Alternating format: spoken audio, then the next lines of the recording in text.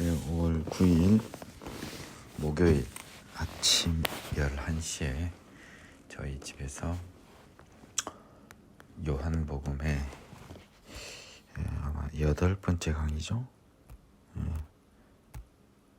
8번째 강의를 알고 있습니다. 바로 들어갈게요. 오늘은 예수님의 말씀이 좀 많아요. 특히 그 17장에 기도하시다가 이제 클라이막스입니다. 예수님의 그 겟세마네 기도가요. 구체적으로 어떠한 내용이었느냐라고 하는 부분인데요. 요한이 가장 자세히 이야기하고 있습니다. 그리고요. 예수님이 하나님의 아들이라고 보고 썼던 요한복음은 성령에 대해서 굉장히 언급을 하고 있습니다. 오늘 공부할 16장이고요. 제가 지난 시간에 이야기했지만 요한과 바울의 약간 표현을 달리한 비슷한 성령에 대한 인식을 제가 성령으로 생명의 성령의 법으로 사람이 변하여 죄인이 하나님의 아들로, 사탄의 아들이 하나님의 아들로 변화되는 그 기저에 이 성령의 역사가 있다고 하는 것에 대해서 두 사도님들이 그 공감을 하고 있는 것을 시간을 초월해서 확인을 할 수가 있어요. 요한의 복음서가 바울의 서신서보다도 나중에 나왔을 터이고요. 요한이 바울의 서신서를 봤을 리도 없고 바울이 요한의 복음서를 봤을 까닭도 없어요. 그것을 따라서 쓴 느낌은 하나도 없거든요. 두 책이 전혀 다른 말을 하고 있고 표현도 다르고요. 스타일도 다른데 결국 한 성령에서 작성이 된 성경으로 편제될 서신서 내지 복음서였기 때문에 공통점이 우리가 확인이 됐습니다. 지난 시간에 우리는요, 그 마지막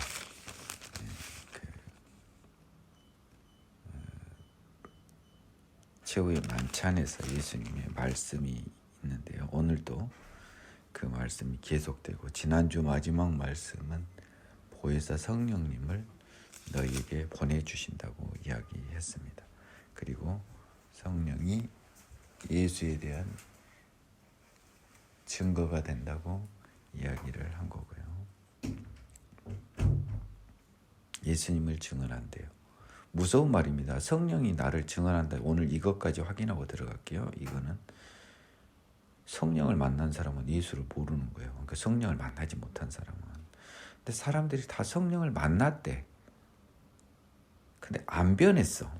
죄를 지어. 성령 모독죄로 영원히 지옥을 가는데 왜 그런 위험한 고백을 하는지, 왜 그런 착각의 고백을 하는지 모르겠어요. 죄를 짓지 아니할 때 나한테 성령이 왔다고 생각하시면 돼요. 16장 내가 이것을 너희에게 이르면 너희로 실족하지 않게 하려 함이니 사람들이 너희를 출교할 뿐 아니라 때가 이르면 물은 너희를 죽이는 자가 생각하기를 이것이 하나님을 섬기는 일이라 하리라. 미리 예수를 믿는 도는요, 유대인에게 박해를 받을 것을 알려주고 있습니다. 출교라고 하는 말이요, 유대인들 사이에서 있는 말이죠. 유대인에서 파낸다는 소리입니다. 그러면서 그들이 여호와 하나님을 섬기고 참 여호와 하나님을 섬기는 그들이 출교를 하는, 그러니까 참 여호와 하나님을 섬기는 자들이 예수를 섬기는 자들을 이단시 취급해서 박해하는 거죠. 그들이 이런 일을 할 것은 아버지와 나를 알지 못함이라. 아버지는 잘 정확히 모르고요, 나는 아예 모르는 거죠. 여호와 하나님을 자기 방식으로만 알고 자기들이 여호와 하나님의 명령인 죄를 짓지 말고 율법을 따르라는 것을 지킬 수 있는 것으로 착각하는 거예요. 그래서 그 부분을 여러분들이 잘 생각해 보시기 바라요. 유대인들은 예수는 모르지만 하나님은 알았다, 누구보다 잘 알았다 생각했는데 예수님은 하나님을 모른다고 해버립니다. 오직 너희에게 이것을 이름은,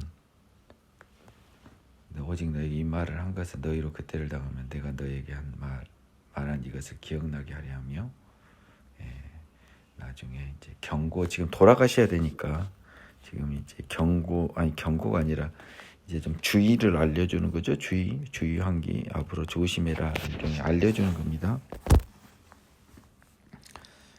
근데 처음부터 이 말을 하지 않은 것은 내가 너희와 함께 있음이라, 내가 떠나지 않고 있으니까 이제 떠날 때 한다 이 소리입니다. 참 당황스러운 전화가 하나 와서요. 당황스럽긴 한데 일단 평정심을 유지하고 이 강의는 마무리를 하겠습니다. 지금 내가 나를 보내신 이에게로 가는데 너희 중에 나더러 어디로 가는지 묻는 자가 없고 도리어 내가 이 말을 함으로 너희 마음에 근심이 가득하였도다. 지금 굉장히 어려운 말을 했는데요. 이제 너무 어려워서 묻는 자가 없어요. 천국 가는지 어떻게 알 거예요. 반대로 내가 이 말을 함으로 너희 마음에 근심이 가득하였도다.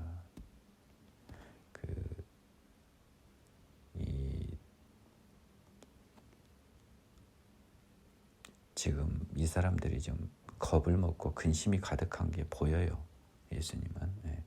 그러나 내가 너희에게 실상을 말하노니 내가 떠나는 것이 너희에게 유익이라. 내가 떠나지 아니하면 보혜사가 너희에게로 오시지 아니할 것이요 가면 내가 그를 너희에게 보내리니. 7절이 매우 중요합니다. 예수님이 결국 뭐죠? 보혜사를 우리에게 보내주기 위해서 이 땅에 내려오셨어요. 그러면 예수 그리스도가 여러분들에게 죄사함을 주시기 위해서 오셨다고 맨날 여러분 죄를 위해서. 죄를 씻어주시려면요. 그분이요. 제가 말했죠. 화목제의 십자가로는 끝났지만 새로운 사람으로 변하게 하는 성령을 받는 거는요. 예수님이 부활해서 올라가서 십자가 사역을 완수한 그 결과로 우리에게 부여진 은혜거든요. 다만 이 은혜는 상대적이긴 한데요. 예수님께서는 내가 가는 것이 유익이고 가면 떠나지 않으면 보혜사가 안 온다는 겁니다. 그러면 뭔 말이세요? 예수님은 이게 제가 옛날에 강의했던 사도행전 3장 19절 21절에서 너희를 위해서 준비한 그리스도 곧 예수를 보낸다고 하고 예수님이 하늘에서 이 세상 종말까지 기다리고 있다고 그랬거든요. 이 7절에 비추어 보면요. 이 예수님 말씀에 비추어 보면 예수님은 하늘로 올라가셔서요. 성령의 형태로 계신다는 느낌이 강해요. 새하늘과 새 땅이 이르기 전까지는 하늘로에 올라가셔서 보이지 않는 예수인 성령으로 다시 내려오는 거죠. 또 성령을 내려오게 하는 그 조건이 하나님의 그 정하심이 예수님이 십자가 사역을 완성해야만 성령이 내려올 수 있는 조건이 되었던 듯합니다. 이건 하나님의 지혜예요. 다만 우리한테는 결론이죠. 보혜사가 우리에게 오지 아니하면 예수님이 계속 이것을 여러분 이게 은혜 속에서 이게 펼쳐지네요. 정신은 산만한데 내가 떠나가는 것은요. 십자가 사역을 말합니다. 내가 십자가 사역을 해야만이 성령님이 오신다는 거예요. 내가 살아서 하나님의 아들로 여전히 이 세상에 너희와 살면 성령은 못 오는 거예요. 십자가의 필요성을 말하는 거고요. 십자가의 가장 큰 유익은 성령이 일반적으로 온다는 것. 아주 중요한 구절이네요. 16장 7절이 구약과 신약의 본질적 차이는 예수님의 십자가 사역으로 성령이 일반적으로 내려온다는 제가 했던 말의 근거 규정이 되겠습니다. 성령은 와서요, 죄에 대하여, 의에 대하여, 심판에 대하여 세상을 책망하십니다. 이것을 좀 자세히 하는데요. 죄에 대하여라고 하면요, 그들이 나를 믿지 아니함이고요. 뭡니까? 메시아를 믿지 않는 건 뭐예요? 죄인임을 인정하지 않는 거예요. 그들이 죄를 부정하며라고, 죄인임을 부정하는 부분에서 책망을 합니다. 이래서 회개로 이끌고요. 또 의에 대하여라고 하면 뭡니까? 내가 아버지께로 가니 너희가 다시 나를 보지 못하며, 이게 뭔 의입니까? 근데 7절하고 관련해서 보면요, 내가 떠나감으로써 너희가 다시 나를 보지 못하는데, 그래요. 예수님이 이 세상에서 죽음을 의미해요. 근데 그것으로 인해서 성령을 통해 제사함받아 새롭게 됨으로 의롭게 된다는 이야기를 하는 겁니다. 성령이, 의에 대해서는 예수의 십자가 사역으로 너희가 능력의 십자가를 받아 성령을 받으면 의롭게 된다라는 이야기를 하는 거고, 심판에 대하여서라고 하면요, 이 세상 임금이 심판을 받았음이에요. 즉 성령을 통해서 사단이 주인 행세를 못하고 하나님이 주인 행세를 한다. 성령 받은 사람의 하나인 거예요. 성령은 모든 사람에게 내려오는 게 아닙니다. 조심하세요. 이 죄에 대하여, 의에 대하여, 심판에 대하여는 이 의미로 해석을 하면 맞을 거예요. 내가 아직도 너희에게 이룰 것이 많으나 지금은 너희가 감당하지 못하리라. 그러나 진리의 성령이 오시면 그가 너희를 모든 진리 가운데로 인도하시리니 그가 스스로 말하지 않고 오직 들은 것을 말하며 장래일을 너희에게 알리시리라. 성령에 대해서도 말고요, 또 다른 것에 대해서도 이를 것이 많은데요, 지금은 감당하지 못합니다. 나중에요, 성령이 오시면 그가 너희를 모든 진리 가운데로 인도하시리니 그가 스스로 말하지 않고 오직 들은 것을 말하며 장래일을 너희에게 알리시리라. 12절도 엄청 중요합니다. 성령이 오신다는 것만 이야기했지요. 성령을 통해서 예수님이 너희에게 하고 싶은, 지금은 할 수 없는, 십자가 이후에나 너희가 이해할 수 있는, 성령 받은 다음에나 이해할 수 있는 모든 말씀을 성령을 통해서 말을 하겠다는 겁니다. 성령님은 하나님이시니까요, 그가 내 영광을 나타내리니 내 것을 가지고 너희에게 알리겠습니다. 성령님은요, 예수님의 영광, 십자가의 의미를 온전히 알려드리고요, 십자가의 능력을 확인시켜 줄 것입니다. 그래서 나의 능력을, 십자가의 능력을 우리에게 알려주는 거예요. 이건요, 정말 제사함 받지 못한 사람은 이건 죽었다 깨어나도 어려운 수학 문제일 것 같아요. 15절 무릇 아버지께 있는 것은 다 내 것이라. 그러므로 내가 말하기를 그가 내 것을 가지고 너희에게 알리시리라 하였더라. 내 것이라고 했던 것은요, 하나님 아버지의 것이라고 표현을 했습니다. 그래서 하나님의 모든 것을 가지고 예수의 영광을 나타내니까요, 내 것은 하나님의 것이지만 내 영광을 나타내니 내 영광은 십자가 사역이거든요. 십자가 사역의 의미와 그 능력을 이제 나타내고 알려주시는 이는 보이지 않는 하나님 성령님이시라는 겁니다. 조금 있으면 너희가 나를 보지 못하겠고 또 조금 있으면 나를 보리라 하시니, 조금 있으면요, 너희가 나를 보지 못하겠고 또 조금 있으면 나를 보리라. 우리는 이 말을 알죠. 십자가와 부활을 알고 있기 때문에. 근데 제자들은 얼마나 어려운 말이었겠습니까? 그래서 제자 중에서 서로 말하되 우리에게 말씀하신 바 조금 있으면 나를 보지 못하겠고 또 조금 있으면 나를 보리라 하시며 또 아버지께로 가미라 하신 것이 무슨 말씀이냐. 정말 이해가 안 가요. 또 말하되 조금 있으면이라 하신 말씀이 무슨 말씀이냐, 무엇을 말씀하시는지 알지 못하노라 하거늘. 당연한 거죠. 예수께서 그 묻고자 함을 하시고 이르시되 내 말이 조금 있으면 나를 보지 못하겠고 또 조금 있으면 나를 보리라 함으로 서로 문의하느냐. 내가 진실로 진실로 너희에게 이르노니 너희는 곡하고 애통하겠으나 세상은 기뻐하리라. 너희는 근심하겠으나 너희 근심이 도리어 기쁨이 되리라. 내가 너희에게 이른다. 너희는 곡하고 애통하겠으나 세상은 기뻐하리라. 너희는 근심하겠으나 그 근심이 도리어 기쁨이 되리라. 이 말이 또 얼마나 어렵습니까? 답을 알고 보는 우리는 어렵지 않지요. 십자가로 너희는 애통하나 사람들은 기뻐했죠. 그래서 너희의 그 곡하고 애통한 근심은요, 도리어 부활 이후에는 기쁨이 되었죠. 그래서 조금 있으면은 3일을 말하죠. 굳이 여기서 내가 문제를 낸다면 3일입니다.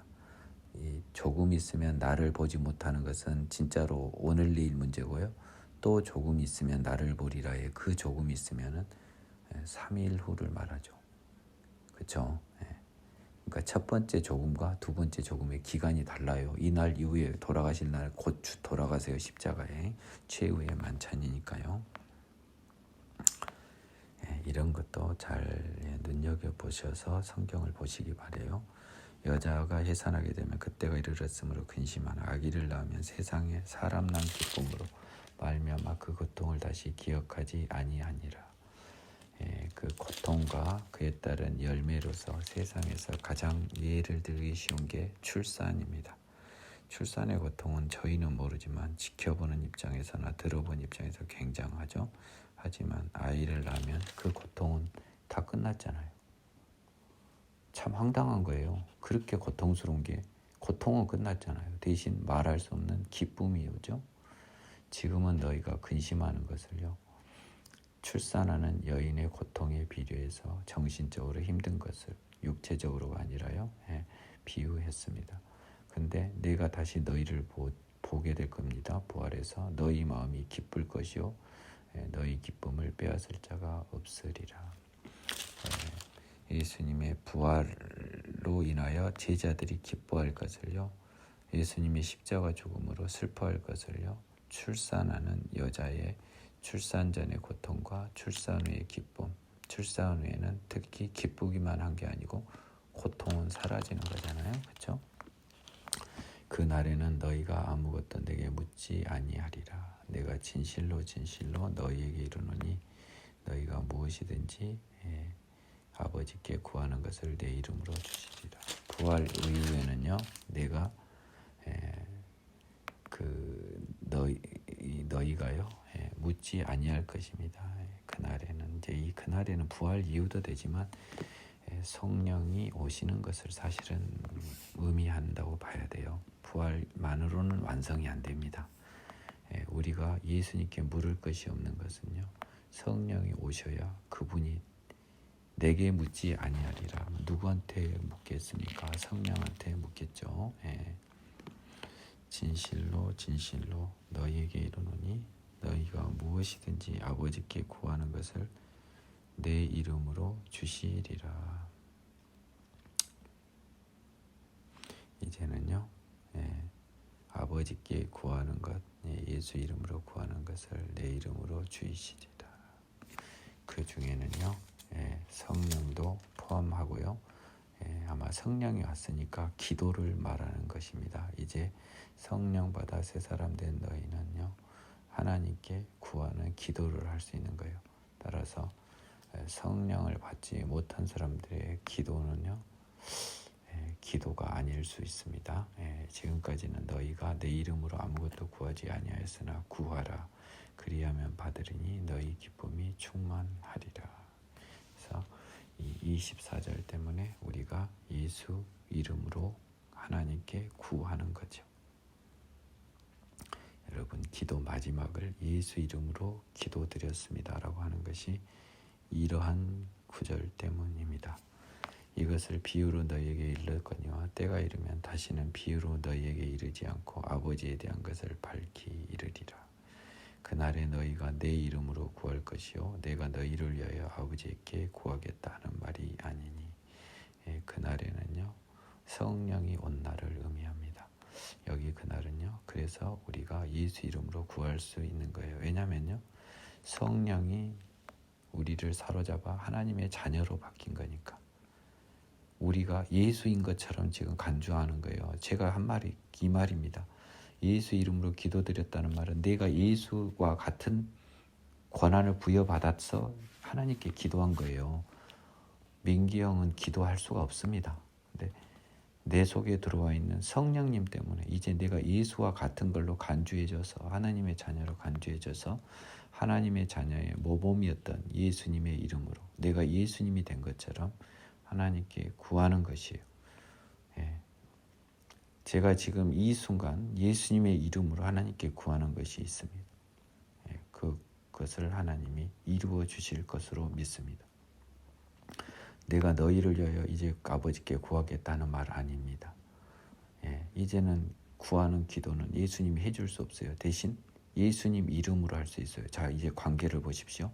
예수님은 이 땅에 내려와서 하나님 이름으로 하나님의 아들의 이름으로 활동했듯이 우리도 승천해버리신 예수님을 대신해서 마치 우리가 예수님과 우리가 자녀 관계는 아니지만 마치 형제인 것처럼 내지는 동일인인 것처럼 예수 이름으로 구할 수 있는 거예요. 이는 너희가 나를 사랑하고 또 내가 하나님께로부터 온 줄을 믿었으므로 아버지께서 친히 너희를 사랑하심이라. 성령으로 새로 태어났기 때문에 이게 전제가 된 겁니다. 지금 26절은 그날은 성령으로 태어난 날로 봐야 되겠네요. 23절도요. 그래서 그렇게 되면 너희가 나를 사랑할 수밖에 없고 우리는 예수님을 사랑할 수밖에 없고요. 또 예수님이 하나님께로부터 온 것도 알게 된 거잖아요. 그러므로 아버지가 우리를 사랑하죠. 하나님의 자녀가 됐으니 얼마나 사랑하시겠습니까? 내가 아버지에게서 나와 세상에 왔고 다시 세상을 떠나 아버지께로 가노라. 이제 뭡니까? 정확히 일렀습니다. 이제 제자들이 비유로 말하되 지금은 밝히 말씀하시고 아무 비유로도 아니하시니. 자, 28절 때문에 그런 겁니다. 이제 와서요. 하나님으로부터 와서 세상에 왔고 다시 세상을 떠나 아버지께로 간다라고 하니 밝히 말씀하고 비유로 안 했다는 거죠. 우리가 지금에야 주께서 모든 것을 아시고 또 사람의 물음을 기다리시지 않는 줄 아나이다. 이로써 하나님께로부터 나오심을 우리가 믿사옵나이다. 이 표현은요. 어떻게 보면 아직 성령이 오지 않았기 때문에 주께서 모든 것을 아시고 사람 물음을 기다리시지 않는다. 하나님의 아들이다. 하나님의 아들임을 안다. 여기까지만 지금 답변이 됐어요. 그래서 이제는 너희가 믿느냐? 그러면 내가 하나님 아들 전능하심을 믿느냐? 요거까지는 됐습니다. 여전히 하나님의 아들성 선지자로 생각할 가능성이 큽니다. 보라 너희가 각각 제 곳으로 흩어지고 나를 혼자 둘 때가 오나니 벌써 왔도다. 그러나 내가 혼자 있는 것이 아니라 아버지께서 나와 함께 계시느니라. 31절과 32절의 연결관계로 보면 너희가 믿느냐는 것이 우리가 하는 믿음과 다른 것을 알 수 있어요. 마음속을 보는 예수님은 믿지 않는 것을 알고 있기 때문에 우리 기준의 믿음은 없는 걸 알고 있기 때문에 흩어지고 혼자 둘 것이라고 미리 아시는 거죠. 믿는 게 아닌 겁니다. 그래서 31절이 믿지 않는 것을 아신다는 표현이 32절에 나오는 겁니다. 이것을 너희에게 이르는 것은 너희로 내 안에서 평안을 누리게 하려 함이라. 세상에서는 너희가 환난을 당하나 담대하라. 내가 세상을 이기었노라. 이것을 너희에게 이르는 것은 32절을 이야기하는 것처럼 나와 있습니다. 그런데 너희는 다 가고 나 혼자 남지만 나는 아버지와 함께 있다라고 하는 것을 통해서요. 예, 그 너희에게 이르는 것은요. 너희도요. 내가 너희와 함께 있다. 세상 모든 사람이 너희를 떠나가도 너희는 예수님과 함께 있으니 예수님 안에서 평안을 누리게 하려 함이라는 겁니다. 너희들 나중에 보면 지금 너희가 나를 떠났지만 나는 하나님을 의지하고 있잖아. 그래서 나는 평안하잖아. 이 말입니다. 십자가에서도 평안하실 거예요. 이미. 근데 이것을 이루는 것은 너희도 나중에 내 안에서 나와 같은 평안을 누리게 하려 함이라. 세상에서는 환난을 당합니다. 혼자 남을 수 있어요. 그러나 담대하라. 내가 세상을 이겼으니 너희는 나와 함께 있기 때문에 세상을 이긴 자들이다. 17절에 기도하시다까지만 오늘은 할게요. 왜냐하면 18장부터 그 다음 21장까지는요. 그렇게 중요한 부분은 없습니다. 그래서 오늘이 훨씬 중요한 부분이 많아요. 오늘 이 기도하시다 겟세마네 기도까지 하겠습니다. 예수께서 이 말씀하시고 눈을 들어 하늘을 우러러 이르시되 아버지여 때가 이르렀사오니 아들을 영화롭게 하사 아들로 아버지를 영화롭게 하옵소서. 드디어 십자가의 때가 이르렀으니요.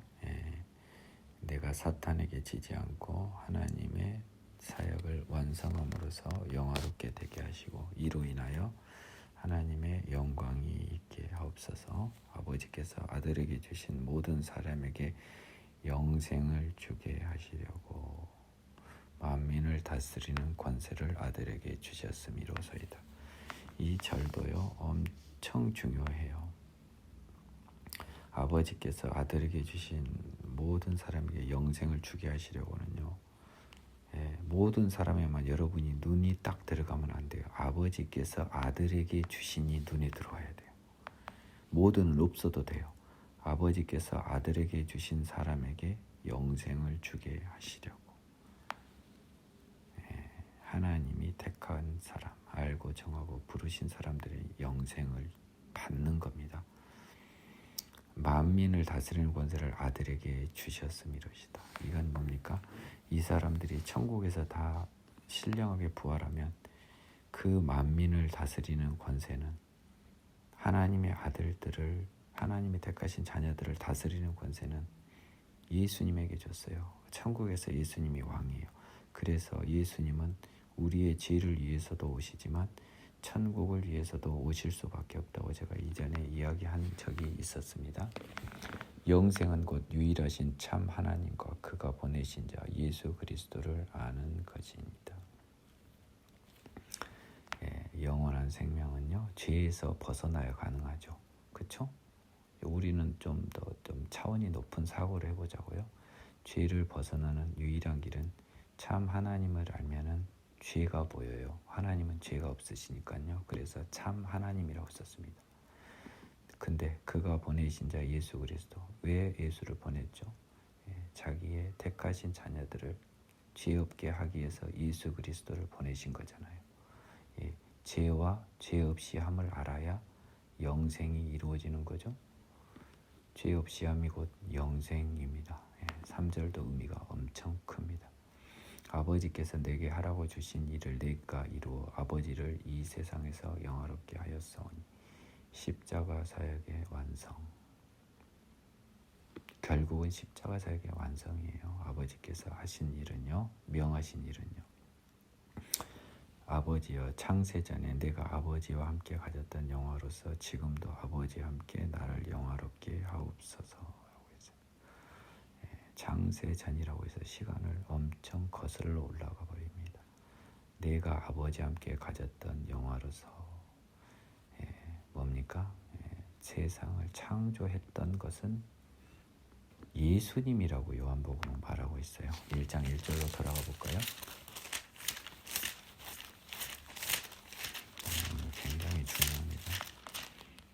지은 것이 하나도 그가 없이 된 것이 없었다라고 돼 있죠. 예수님이 지으셨던 거예요. 그래서 결국은 새 하늘과 새 땅도 그 구성원을 예수님이 지금 이 땅에서 십자가 사역으로 짓고 가시는 거죠. 새로운 생명체들을요. 어려운 말입니다. 예수님은 시간을 초월해서 이 세상에 잠깐 오신 거예요. 지금도 아버지와 함께 나를 영화롭게 하소서. 이제 십자가 사역으로요. 창세전의 그 창조와 똑같은 새로운 창조, 새 하늘과 새 땅도 지금은 이미 예수님 앞에서는 이루어졌지만 우리는 그거는 눈에 볼 수 없지만 예수님은 이제 성령을 오게 함으로써 십자가 사역 통해 성령을 오게 함으로써 하나님의 아들들을 창조하는 역사를 하고 올라가시는 거예요. 그렇죠? 만물이 하나도 그가 없이 지은 것이 없다면 인간 창조도 예수님이 개입한 거 아닙니까? 그래서 새로운 인간, 새로운 피조물들에 대해서 예수님이 창조를 한다라고 하고 있는 의미입니다. 5절은 그 뜻입니다. 세상 중에서 내게 주신 사람들에게 내가 아버지의 이름을 나타내었나이다. 6절에서 또 모든 사람들이 아니라 내게 주신 하나님이 내게 주신 사람들에게 세상 중에서 내가 아버지의 이름을 나타내었나이다. 그들에게요 내가 아버지의 이름, 능력이죠. 죄사함을 나타냈습니다. 그들은 아버지의 것이었는데 내게 주셨으며 그들은 아버지의 말씀을 지켰나이다. 이게 다 과거로 돼 있는데요. 다 미래입니다. 사실은 우리 기준으로 십자가 사역이에 우리가 지킬 것입니다. 다 미래로 한번 바꿔보실래요? 세상 중에서 내게 주신 사람들에게 내가 아버지의 이름을 나타낼 것입니다. 합니다. 근데 예수님은 지금 창세 전에부터 왔기 때문에 지금 시제를 초월해서 지금 다 예수님 기준으로는요 이 십자가 사역도 이미 다 정해졌고 과거 형태로 써버린 거예요. 이거 정말 중요하고 어려운 부분입니다. 여러분 저도 지금 깨우친 거예요. 이 은혜 속에서. 그래서 과거형으로 쓰고 있는데 우리는 미래로 읽어야 돼요. 그들은 아버지의 것이었는데 내게 주셨으며 그들은 아버지의 말씀을 지킬 것입니다. 이렇게 읽음으로써 예수님과 우리의 차이를 우리가 느껴야 됩니다. 뭔 말인지 알겠어요? 이건 예수님처럼 읽어버리면 여러분은 안 돼요. 그리고 예수님처럼 읽으면서 그분은 갑자기 어떻게 돼야 되냐? 5절 창세전에 이 세상을 만드신 분이었던 분이 잠깐 이 세상에 왔던 것으로 읽어야 되는 거예요. 지금 그들은 아버지께서 내게 주신 것이 다 아버지께로부터 온 것인 줄 알았나이다. 지금 이런 단어도 쓸 수 없어요. 그들은 아버지께서 시제는 이제 예수님과 우리의 시제는 달라요. 이러기 때문에 창세기와 요한계시록을 우리가 예수님의 시제로 받기 어려운 영역이 있는 걸 알아야 된다고요. 이 어리석은 사람들이 그것을 몰라요. 자꾸 그걸 해석하려고 해요. 지금 그들은 아버지께서 내게 하나님은요 그 건방진 인간들을 시험하려고 일부러 속을 애들은 속으라고 약간 추상적인 시간을 써놨어요. 다 걸려들었지 않습니까? 그 속임이라기보다 그 유혹에 그 어떻게 보면 하나님이 악인을 걸러낼 함정에 빠진 거죠. 지금 그들은 아버지께서 내게 주신 것이 다 아버지께로부터 온 것인 줄 알 것입니다. 그들은요.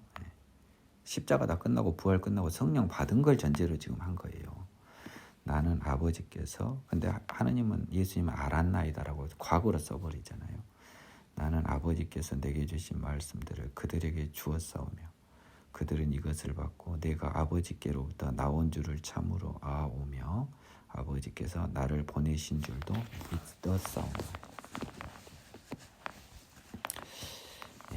아버지께서 내게 주신 말씀들을 그들에게 준 건 사실이지만 그들이 이것을 받고요.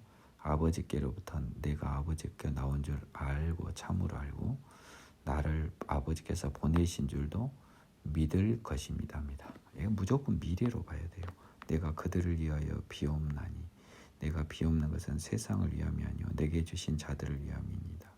그들은 아버지 것이 이루어있어이다.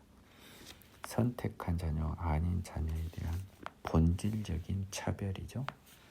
내 것은 다 아버지의 것이요 아버지의 것은 내 것이온데 내가 그들로 말미암아 영광을 받았나이다.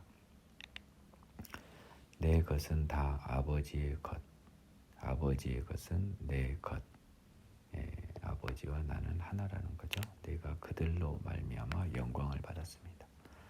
그럼 뭡니까? 나도 아버지와 함께 결국 하나님께서 내게 주신 자들, 선택한 자녀들 왜 영광을 받았죠?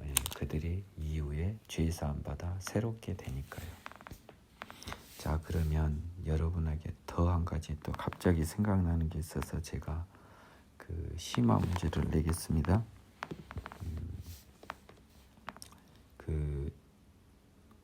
굳이요. 그들은 지키었나이다, 알았나이다, 믿었사옵나이다. 이렇게 과거형에 해당되는 사람들이 없지는 않아요. 있어요. 자, 퀴즈입니다. 누굽니까? 구약 시대에 예수를 보고 영생을 얻어 죄사함 받아 영생 얻어 몇몇 사람 성령을 받아서요. 아브라함, 이삭, 야곱 등 모세, 다윗 등 이런 사람들은 이것이 과거가 돼요. 그 사람들은. 그쵸? 근데 우리 예수의 성령으로 한 사람들한테는 다 미래가 되는 거예요. 이것도 중요해요. 오늘은 제가 이 강의 중에 은혜 주신 하나님의 은혜와 제가 기존에 가지고 있었던 기존에 받았던 은혜에 기반한 지식들을 엄청 풀고 있는 거예요. 여러분 받을 수 있는 분들은 받아내십시오. 나는 세상에 더 있지. 그러니까 영광을 받았나이다 내가 해석했습니까? 뭡니까? 이들이 죄사함 받아 하나님 자녀된 게 이보다 큰 영광이 어디 있습니까? 이제 하늘나라가 완성이 되는데요. 자녀들이 구성되어 나라가 완성될 거 아닙니까? 더러운 죄인들은 구성원이 못 되죠. 그래서 죄 없이 해서 그 사역이 끝났으니 자녀들을 다 모을 수 있는 사역을 함으로 영광을 받은 거죠. 나는 세상에 더 있지 아니하오나 그들은 세상에 있사옵고 나는 아버지께로 가옵나니 거룩하신 아버지여 내게 주신 아버지의 이름으로 그들을 보존하사 우리와 같이 그들도 하나가 되게 하옵소서. 기도는요. 이 기도 때문에 성령님이 우리를 엄청 강구하시는 거예요. 아버지께서 주신 애들을 세상에서 사단에게 지지 않도록 보존하사 그들도 우리와 하나가 되게 죄 없는 하나님의 자녀 되게 하옵소서. 이 기도 때문에 성령님이 우리를 위해서 지금도 간구하고 계십니다. 내가 그들과 함께 있을 때 내게 주신 아버지 이름으로 그들을 보존하고 지키었나이다. 내가 그들과 함께 있을 때 세상에 있을 때 내게 주신 아버지 이름으로 그들을 보존하고 지키었나이다. 그 중에 하나도 멸망하지 않고 다만 멸망의 자식이 오니는 성경을 응하게 함이니라.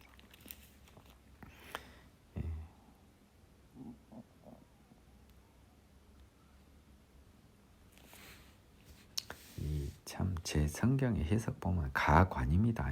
17장 12절을요. 그들 중 하나도 멸망하지 않고 다만 멸망의 자식뿐이오니 이는 성경을 응하게 함이옵니다. 라고 한 것은요.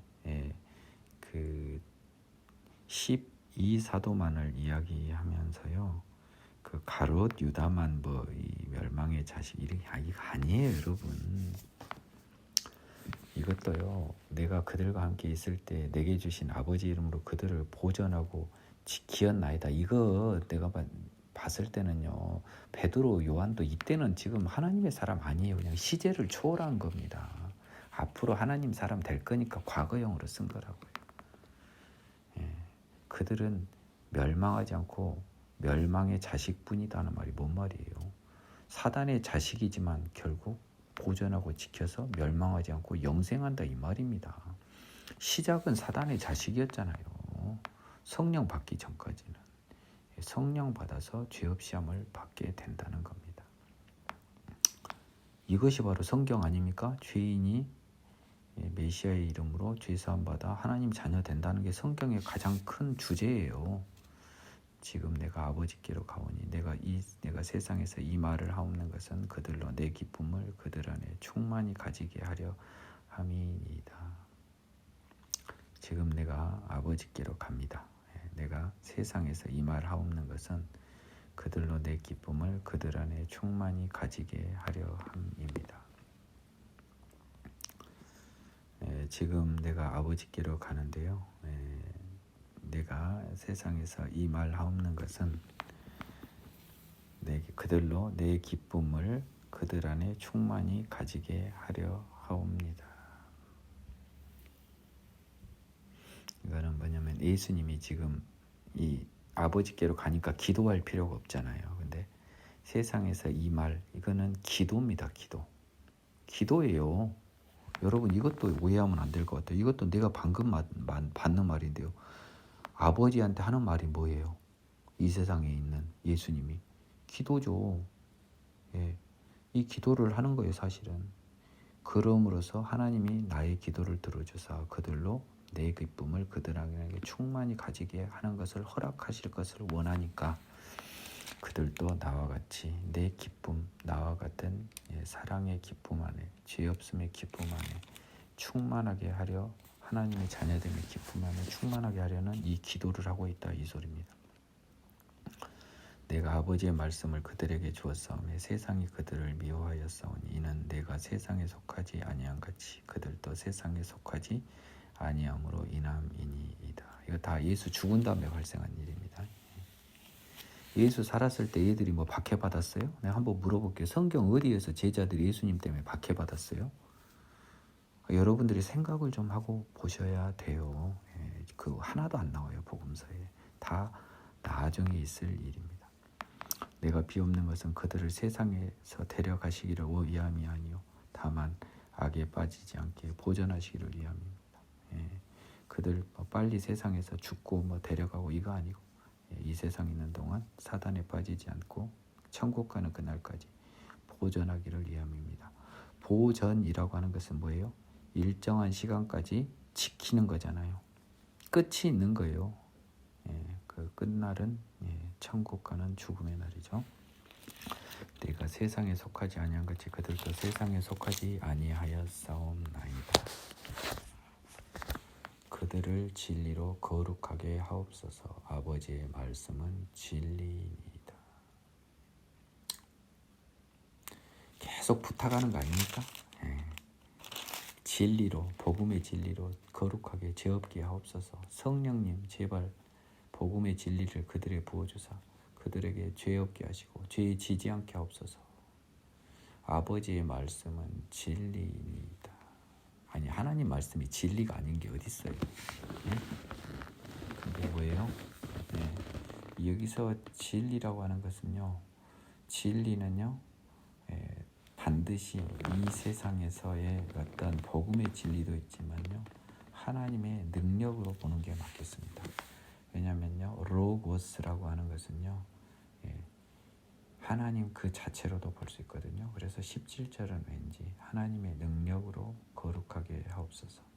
아버지의 말씀, 하나님의 말씀은 진리입니다. 하나님의 말씀은 능력이죠. 그러니까 능력입니다. 그래서 하나님의 말씀으로 거룩하게 하옵소서로 가잖아요. 자, 이게 또 은혜가 막 쏟아집니다. 보세요, 여러분. 자, 진리를 어떻게 보면 되나요? 하나님 아버지의 말씀으로 바꿔도 된다는 거잖아요. 그러면 하나님의 아버지의 말씀으로 거룩하게 하옵소서. 자, 아버지의 말씀은 창세기 생각하면 되죠? 아버지의 능력으로.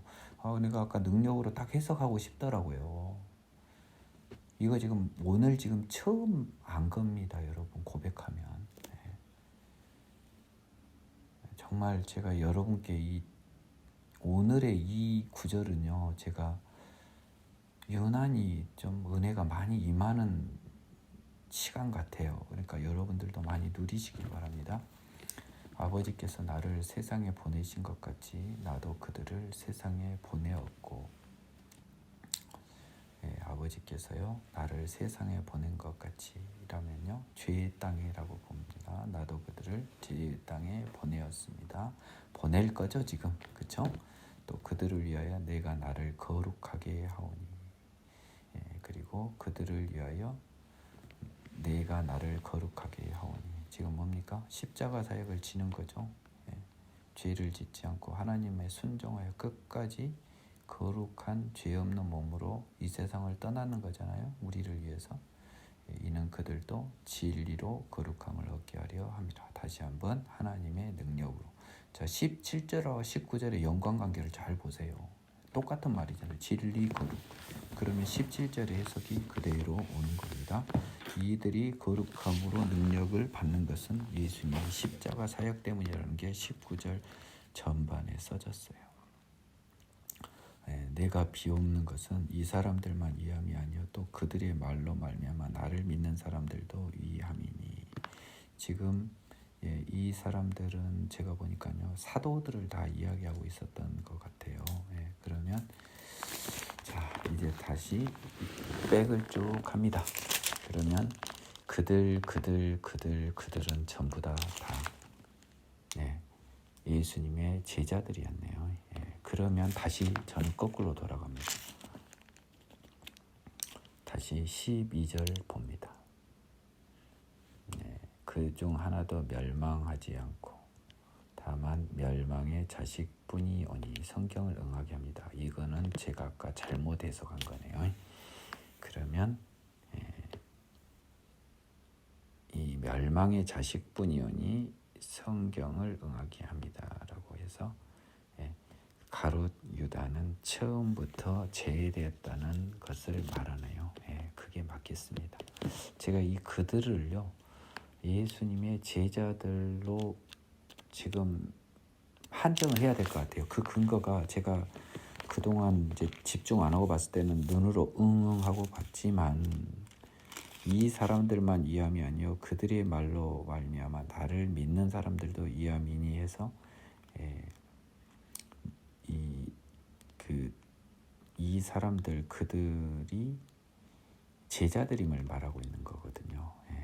그래서 12절의 기존 해석을 변경을 한 겁니다.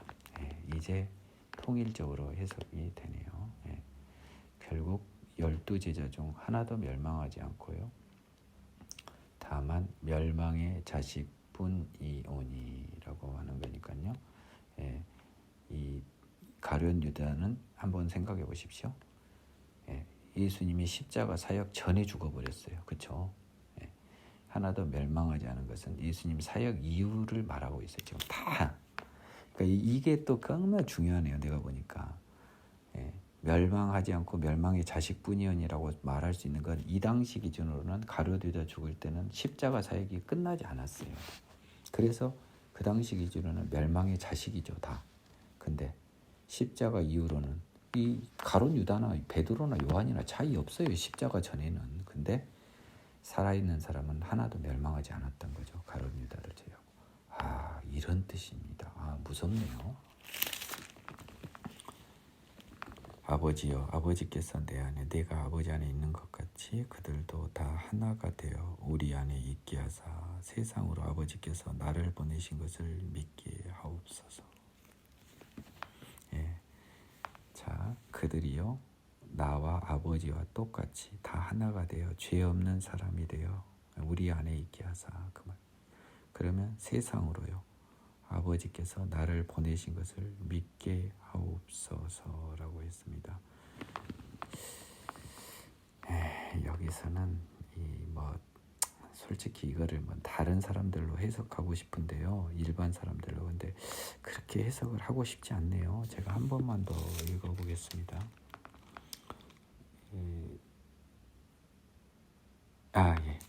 세상으로는요. 그들로 말미암아 나를 믿는 사람들입니다. 그 사람들로서요. 아버지께서 예수님을 보내신 것을 믿게 하옵소서요. 이거 중요해요. 일반 사람 아니에요. 20절에 지금 이 제자들, 이 사람들 말고 그들의 말로 말미암아 나를 믿는 사람들, 그것을 21절에서요. 그 사람들로 하여금 아버지께서 나를 보내신 것을 믿게 하옵소서라고 한 거예요. 이렇게 해석이 되네요. 세상으로가 그들로 말미암아 나를 믿게 될 사람들입니다. 나머지 세상은 관심 없어요. 예수님과 하나님은. 내게 주신 영광을 내가 그들에게 주었사오니 이는 우리가 하나 된 것 같이 그들도 하나가 되게 하려 함이니이다. 내게 주신 영광을 내가 그들에게 주었습니다. 이는 우리가 하나 된 것 같이 그들도 하나 되게 하려 함입니다. 내게 주신 영광, 아들의 영광을 그들에게 주었습니다. 우리가 하나, 예수님과 우리가 하나가 되어 하나님과 예수님이 하나가 된 것 같이 그들도 우리와 하나가 되게 하려 합니다. 죄 없게 되는 영광, 하나님의 자녀 되는 영광, 기본적으로 죄 없이 되는 거고요. 그것을 하나님의 자녀의 가장 큰 지표로 봅니다. 그래서 그 영광을 예수님이 죄 없는 하나님의 자녀 되는 영광을 그들에게 주어서 부르신 하나님의 자녀니까요. 그 영광을 모든 사람에게 준 게 아니고 하나님이 부르시고 정한 사람 불러서 원래 하나가 되게 하려고 다 우리 식구 만들려고 하나님 예수님 보낸 거 아니에요. 그래서 그 사역을 완성했다는 뜻입니다. 곧 내가 그들 안에 있고 아버지께서 내 안에 계시어 그들로 온전함을 이루어 하나게 되 온전함, 죄 없이 하여 깨끗함을 이루어 우리랑 하나가 될 수 있죠. 죄 있는 사람은 이래서 하나님 나라 갈 수 없는 거예요. 뭔 말인지 알겠어요? 민기영 전도사의 독단적인 주장이 아닙니다. 아버지께서 나를 보내신 것과 또 나를 사랑하신 같이 그들도 사랑하신 것을 세상으로 알게 하려 함입니다. 세상은요, 뭡니까? 그들로 말미암아 나를 믿게 될 사람들입니다. 이렇게 해석하니까 아주 완벽하게 지금 겟세마니 기도가요 너무 환하게 들어와요. 저 지금 놀래고 있습니다. 개인적으로요. 아버지여 내게 주신, 그러니까 이 11명의 사도들은 얼마나 사랑하는 사람들이었는가 진짜 부럽네요. 이렇게 보니까 다 하나님이 정했던 거잖아요. 하필 거기서 물고기 잡다가 캐스팅 된 애들, 그리고 마지막으로 주연이 바뀌죠. 십자가에 죽어버린 가룟유다는 멸망의 자식뿐이고요. 누굽니까? 바울이 쏙 들어오잖아요. 아버지여 내게 주신 자도 나 있는 곳에 나와 함께 있어 아버지께서 창세전부터 나를 사랑하심으로 나에게 주신 나의 영광을 그들로 보게 하시기를 원합니다. 천국 이야기입니다. 여러분들요, 이게 믿음이 없는 사람은 겟세마네 기도 해석 안 됩니다. 아버지여 내게 주신 자, 하나님께서 선택한 자들이 결국은 죄사함 받아 죽어서 천국에 와서 나와 함께 있어 아버지께서 창세전부터 나를 사랑하면서 내게 주신 나의 영광 뭐예요? 천국의 새하늘과 새 땅의 왕이 되시는 영광을 그들이 보게 되어 어린 양의 혼인잔치에 초대되기를 원합니다. 의로우신 아버지여 세상이 아버지를 알지 못하여도 나는 아버지를 알았사옵고 그들도 아버지께서 나를 보내신 줄 알았사옵나이다.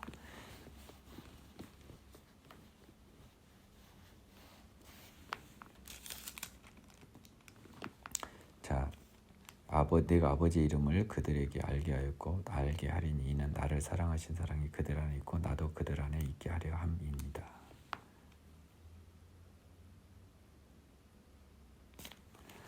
25절의 세상은요, 지금 이 21절과요 23절의 세상과 달라요. 이것을 구분할 수 있어야 돼요. 지금 21절의 세상과요 23절의 세상은요 앞으로 그들로 말미암아 나를 믿을 사람들을 말합니다. 이건 확실해요. 25절의 세상은요 아버지를 모르는 죄인을 말해요. 그래서 아버지여 세상은 아버지를 알지 못해도 죄인이 아닌 나는 아버지를 알았고 우리도 알죠.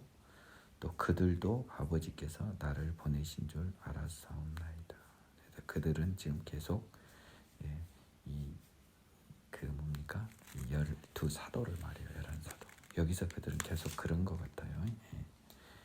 그래서 이들은 결국 알 것입니다죠. 이것도요. 세상은 영원히 아버지를 알지 못할 것이에요. 내가 아버지의 이름을 그들에게 알게 하였고 또 알게 하리니. 그래서 이게 미래를 26절에서 처음 쓰셨네요. 제가 다 미래로 해석해야 된다고 했잖아요. 이는 나를 사랑하시는 사랑이 그들 안에 있고, 나를 사랑하신 사랑이 그들 안에 있고 나도 그들 안에 있게 하려 합니다. 하나님의 사랑, 그 사랑은 낮아짐이죠. 십자가의 육신을 못 박는 거라고 제가 이전에 강의했습니다. 그들도 자기 자신들을 죽이고 낮아지게 하는 끝판왕 십자가에 못 박고, 그러므로 나도 그들 안에 있게 하려 함입니다. 이제 성령으로 변한 예수님이 그들 안에 있게 하기 위함입니다. 저는요, 정말 충격적인 정신 상태에서 17장을 지금 들어갔어요. 전화 받고. 하지만 그 모든 것은 하나님한테 맡겨버렸습니다. 강의하면서 알아서 해결하시라고요. 그러면서 강의는 원만하게 마무리됐고, 제가 진짜 옛날 같았으면 엄청 흥분했을 겁니다. 근데요, 말할 수 없는 흥분은 내 자신의 몫이고, 개인적으로 고백하자면 겟세마네 기도가 오늘 처음 풀어졌습니다. 여러분들에게도 은혜가 임하시기를 바랍니다. 요한복음 강의 중에요, 가장 은혜가 넘친 강의는 오늘 강의 같습니다. 지금까지는요. 이상입니다.